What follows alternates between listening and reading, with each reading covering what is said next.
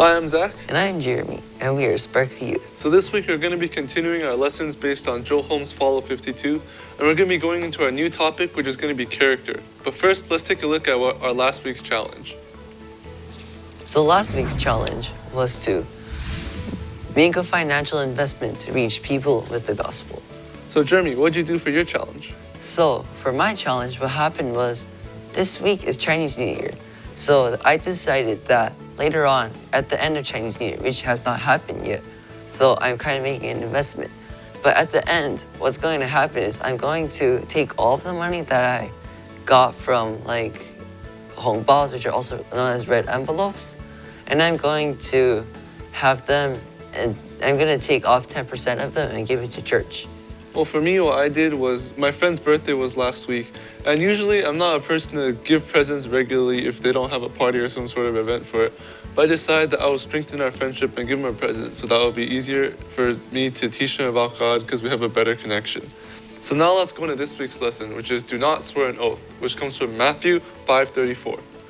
So the verse goes, "But I say to you, do not swear at all, either by heaven, for it is the throne of God." So words matter. They're really important because they're the way that we communicate with different people. And words, because they're so important, Jesus teaches us how to use them and when not to use them. Swearing an oath is a way that Jesus wants you to fulfill a promise. The problem is a lot of people like to swear an oath to be manipulative or to make sure that the person believes that they are going to fulfill the promise. But then swearing an oath is supposed to be truthful, pure, and honest, and it's not supposed to have any kind of confusion in it. That's what Jesus says. So then your yes should be yes and your no should be no. So this is a simple lesson, but it can be difficult to apply to life for many people. This is because you have to be always watching out to make sure you're speaking the truth honestly and clearly. Sometimes you might not even want to speak. For example, if you're in a situation in which you're a little annoyed or enraged and you think that your words might hurt someone, it might be better to calm down and wait until you can clear your thoughts and make sure that you're saying truthful, helpful words instead of hurting anyone. And of course, we also have a few additional verses to go with this topic. Our first additional verse is James 5:12. "Above all, my beloved, do not swear, either by heaven or by earth or by any other oath. But let your yes be yes and your no be no, so that you may not fall under condemnation." Next is Colossians 4:6. "Let your speech always be gracious, seasoned with salt, so that you may know how you ought to answer everyone." The following is Proverbs 18:21.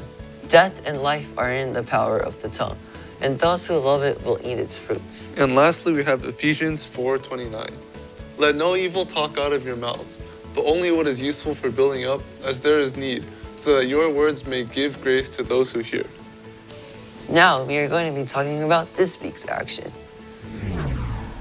This week's action is to be aware of the word you choose. By this, what it means is that you are supposed to try not to swear any oaths, especially the ones that are trying to deceive other people. Or if you do swear an oath, make a very truthful and honest oath with no confusion.